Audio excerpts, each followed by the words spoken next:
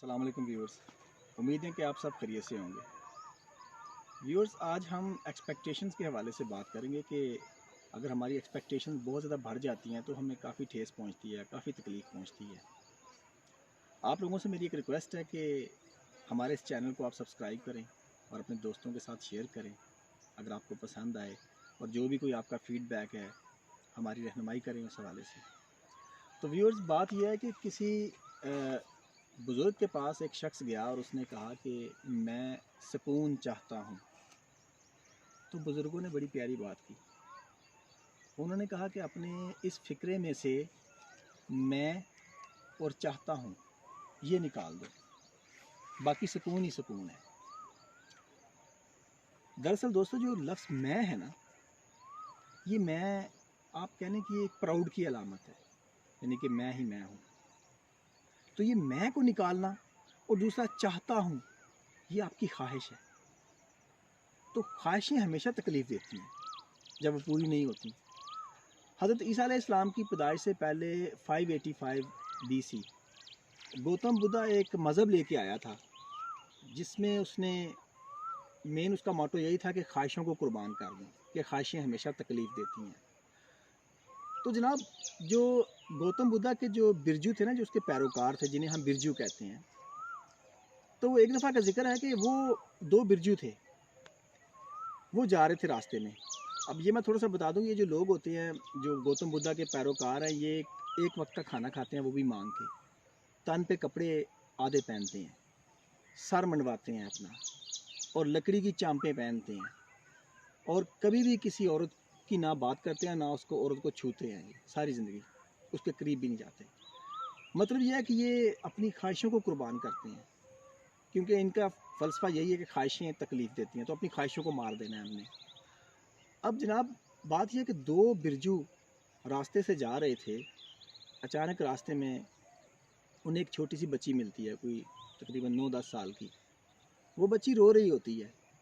तो वो एक बिरजू उससे पूछता है कि बेटा, आप क्यों रो रही हैं? तो वो बच्ची बताती है कि मेरा जो गांव है वो नदी के उस पार है। नदी में पानी ज़्यादा आने की वजह से मैं अपने गांव नहीं जा पा रही। तो आप अगर मेरी प्लीज़ मदद कर दें, मुझे मेरे गांव पहुंचा दें। तो उस बिरजू को उस पर तरस आया और उसने उस बच्ची को अपने कंधे पे सवार कर लिया और पानी में दाखिल हो गया, और नदी के उस पार जाके उस बच्ची को छोड़ा और आगे रास्ते पे चल पड़ा आगे।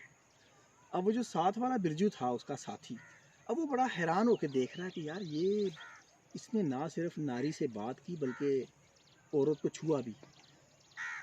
तो ना सिर्फ इसने बात की बल्कि इसने छुआ भी उसको, और उसने अपने कंधे पे बिठा लिया। अब उसके दिल में ये बात चल रही है, चलती जा रही है। अब वो काफ़ी फासला जब कट गया तो वो आखिरकार उससे पूछता है कि यार, अरे भाई, तुम्हारा तो मज़हब ही गया। तो वो जिस बिरजू ने उस बच्ची को उठाया था, उसने पूछा कि क्यों भाई, मेरा मज़हब क्यों गया? उसने कहा, भाई, बात यह है कि तुमने ना सिर्फ नारी से बात की बल्कि तुमने नारी को छुआ भी, और बल्कि उसको तुमने अपने कंधे पे बिठाया।